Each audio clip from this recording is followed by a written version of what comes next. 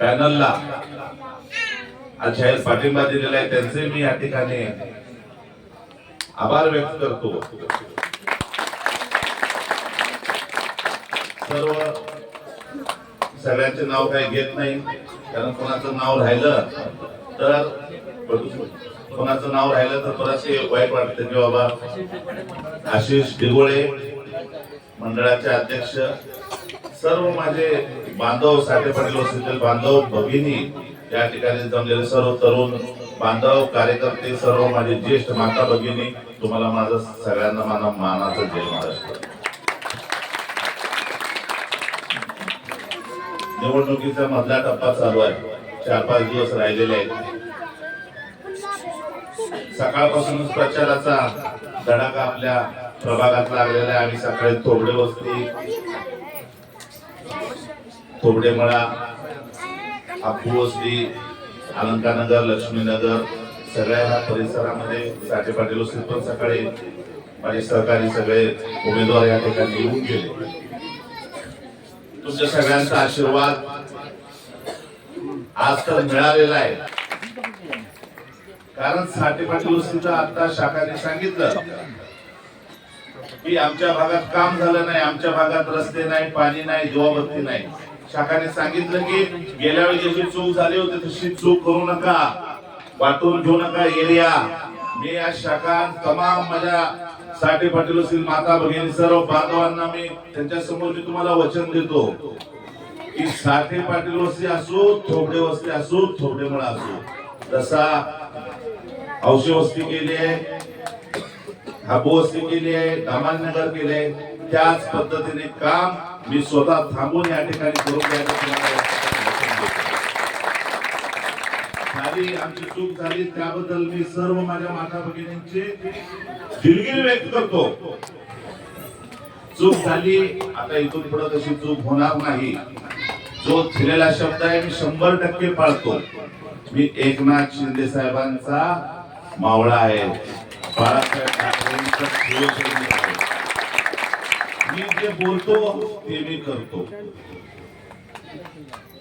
मी काम आज गेल्या 18 वर्ष झाली, मी 2007 शाखा मी निवडून आलो पहिल्यांदा।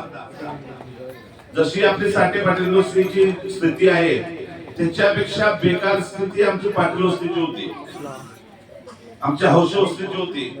माझ्या माता भगिनी, माझे बांधव गाडीला हे लावायचे, काय म्हणतात बॅरल, आणि जामीलला पाण्याला जायचे। ही वस्तुस्थिती आहे, शाखाला माहिती आहे, आणि शाखाला माझी कामाची पद्धत बी माहिती आहे। मी जेव्हा काम करायला थांबतो मग तिथं घाण आहे, स्वच्छ आहे ते बघत नाही, कारण हापू वस्तीच्या शौचालयाच्या वेळेस शाखाने स्वतः मला बघितलेलं आहे। तिथं मी दिवस सांगून ते शौचालय बनवून घेतले, स्वच्छ सगळे काम करून घेतलं। हे म्हणजे कामाची पद्धत आहे। मी ज्या कामात हात घालतो ते काम कधीच नेल्याशिवाय मी शांत बसत नाही।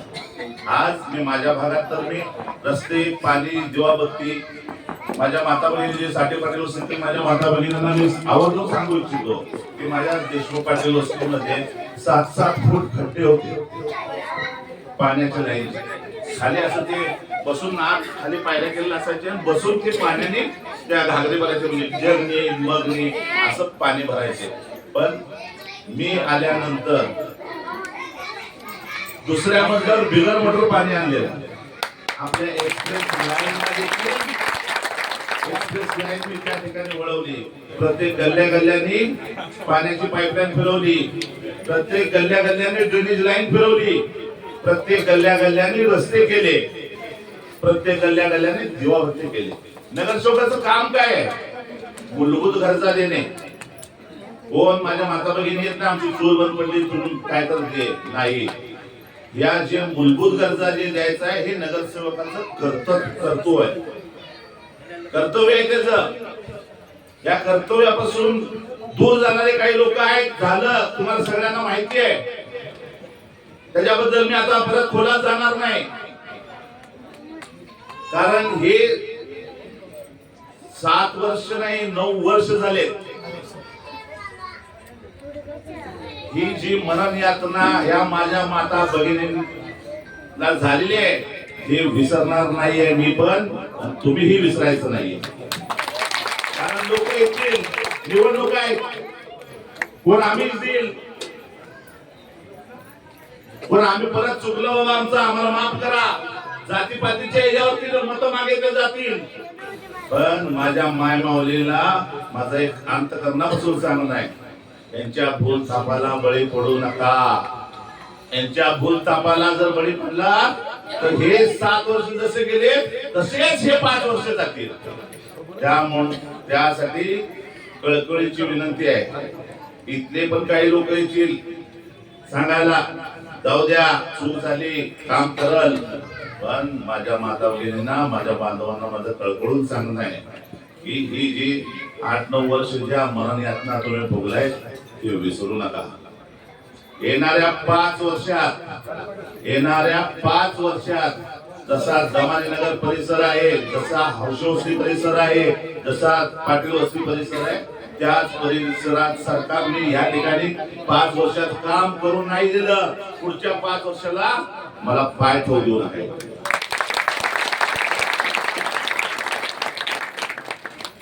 कारण आपले नेते आदरणीय एकनाथजी शिंदे साहेब यांच्याकडेच नगर विकास खातं आहे. मला परवा देगावची जेव्हा सभा झाली शाखा, त्या दिवशी संपर्क प्रमुखाने सांगितलं की भाईजी तुला निधी कमी पडू देणार नाही, तू म्हण तेवढी निधी मी तुला देणार. आपल्या पाठीशी एवढा मोठा नेता, आपला लाडक्या बहिणींचा लाडका भाऊ एकनाथजी शिंदे साहेब असल्यामुळं निधीची काळजी करायची नाही. सगळ्यांना लाडकी बहीण योजना दिली ना, ही लाडकी बहीण योजना आदरणीय एकनाथ शिंदे साहेबांमुळेच मिळाली आहे. आता कोणतरी येईल, भारतीय जनता पार्टीने दिली, फडणवीस साहेबांनी दिली. फडणवीस साहेब 2014ला पण निवडून आले होते, 2014 ते 19 होते, त्यावेळेस आली होती का लाडकी बहीण? नाही. त्यानंतर उद्धव ठाकरे साहेब आले, त्यावेळेस आली का लाडकी बहीण? नाही. जेव्हा एकनाथ शिंदे साहेब या 2.5 वर्षाच्या कारकिर्दीमध्ये त्यांचं एक स्वप्न होतं की माझ्या माता भगिनींना साठी मला काहीतरी करायचं आहे, आणि आदरणीय एकनाथजी शिंदे साहेबांनी, दाढेवाला सगळ्यांना ओळखतात ना दाढेवाल्याला, हा, हे दाढेवाला तिथं आणि हे दाढेवाला इथं, त्यांचा केलाय तसंच काम आहे. बघू करू नाही, जागेवरच निर्णय. मला कसं काम जागेवर होतंय, नाही होत. शाखा बरोबर आहे. ते खोटं बोलणं, वेळ मारून नेणं ते जमत नाही. जे आहे होतंय ना होतंय, जे पोटात आहे ते पोटात आहे. बाकीच्या सारखं हे करत नाही. हे तुमचे मतच पडले नाही, मत मागायला तर येतात, मत मागायला येतात, पाया पडून जातात, आणि नंतर काम सांगायला हे तुमचे मत पडले नाही, 4 गेले तुमचे मत पडले नाही. आता मत मागायला काय येत नाही, मग मत मागायला या ना. आता तोंड आहे का, आले का वस्तीकडं? नाही, कारण तोंडच नाही हो. लोकांना तुम्ही तेव्हा सांगितले म्हणजे ना, मत नाही दिले तुम्ही, तुमची कामं करत नाही. इथलंच आहे की माणूस काम करणारा किती काम केला. तर या लोकांनी जसं वागवलंय ते चांगलं लक्षात ठेवा.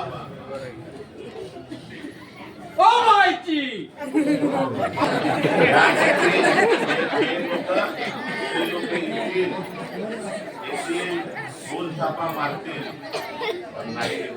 माझी माय माऊली, माझे बांधव जे पेटून उठलेले आहेत ते कधीच त्यांना माफ करणार नाही. आणि राहिली गोष्ट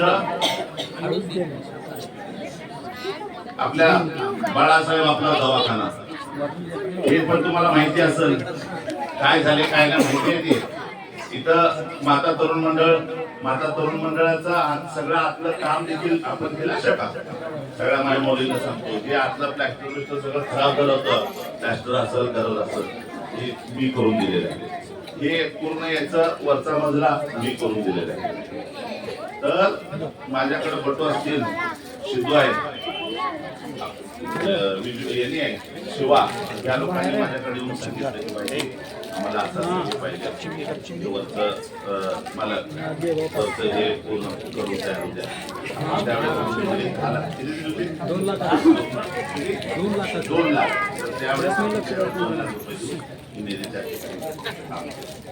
आता 2 लाख बाजूला गेल्यानंतर ज्येष्ठ आमचे मामा त्यांनी मला आठवण करून दिली परवा पण आलो तर आठवण केली की भाईजी हे कळतंय त्यांना सांगितलं की आता फक्त तेव्हा 15 दिवस होते तेव्हा त्यांना सांगितलं 15 दिवस थांबा आता सांगितले 10 दिवस थांबा फक्त 10 दिवसानंतर थांबून हे काम करून घेते तुम्ही काळजी करू नका बाळासाहेब आपल्या दवाखान्याचं तुम्हाला किस्सा सांगतो साहेब शाखा आवर्जून मी तुम्हाला सगळ्यांना सांगतो ते माता तरुण मंडळासमोर अगोदरचा जुना दवाखाना होता ती जागा हडपण्याचा काही जणांचा प्रयत्न होता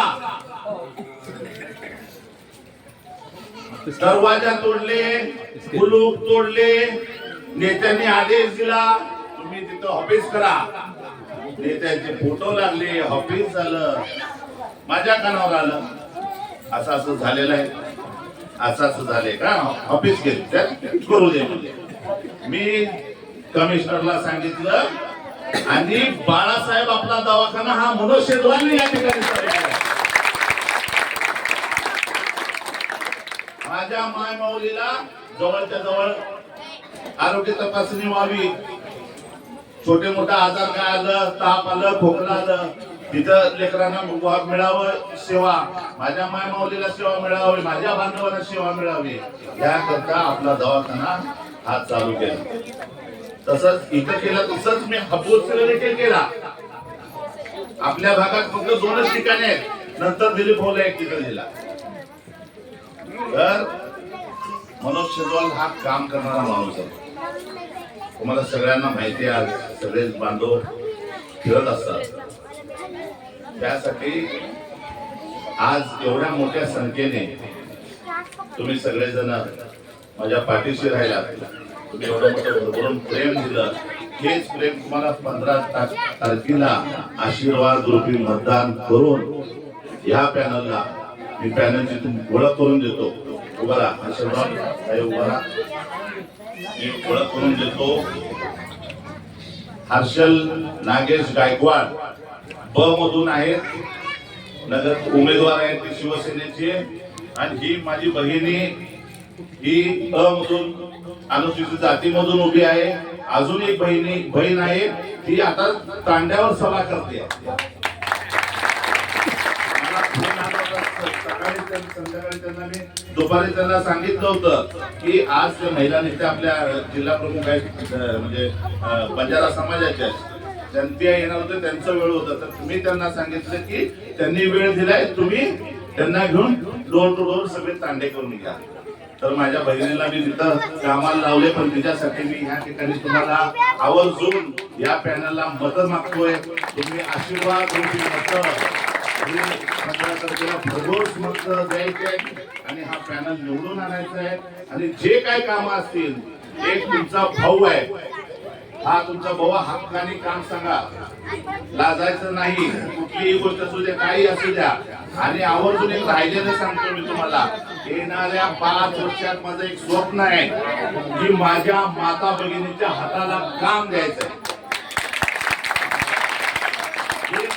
माझं स्वतःचं स्वप्न आहे माझं स्वतःचं स्वप्न आहे की हे 5 वर्षात एक 4-5 युनिट करायचे त्या युनिट मध्ये 20-25 बायकांना सगळ्यांना काम द्यायचं आज बघतोय आपण सगळ्या गोष्टी काय चाललंय तुम्हाला प्रत्येकाला 400-500 रुपये घरी बसल्या तुम्हाला हाताला रोजगार मिळाला पाहिजे हे एक माझं चाललेलं आहे पण येणाऱ्या महिन्यात 1.5 महिन्यामध्येच आपण ह्या कार्यक्रम सुरुवात करणार आहे आणि शासनाच्या ज्या काही योजना असतील शासनाच्या 5000 योजना आहेत आदरणीय एकनाथजी शिंदे साहेबांनी खास या योजनेसाठी या योजना कळाव्या यासाठी शिवसैनिकांचं एक शिबिर घेतलं होतं तर निवडणुकीच्या अगोदर 8 दिवस घेतलं होतं मुंबईवरून खास लोक आले होते त्या शिबिरासाठी सकाळ मुंबईवरून खास लोक आले होते ते शिबिर घेण्यासाठी आपण आपली माणसं पाठवून त्या शिबिरात हे केलंय त्याच्यात काय आपल्याला 5,000 योजना आहेत, माहिती आहेत का? नाही माहिती. आपल्याला 2-4 योजना माहिती आहेत, बरोबर आहे. पण 5,000 योजना आहेत.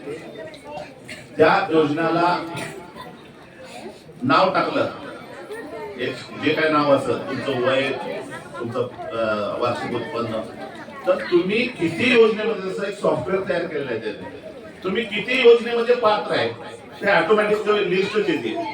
50 योजनेमध्ये आहे, 20 योजनेमध्ये आहे, 100 योजनेमध्ये आहे, 200 योजनेमध्ये आहे. त्यानंतर ती कॉन्ट्रॅक्ट तुम्हाला आम्ही दाखवू की ताई कुठल्या योजनेत तुम्हाला बघायचं आहे, कुठली योजना मग जी जास्त असेल, त्याच्यात जास्त बेनिफिट असेल, जास्त फायदा होत असेल, ती योजना आपण सिलेक्ट करू.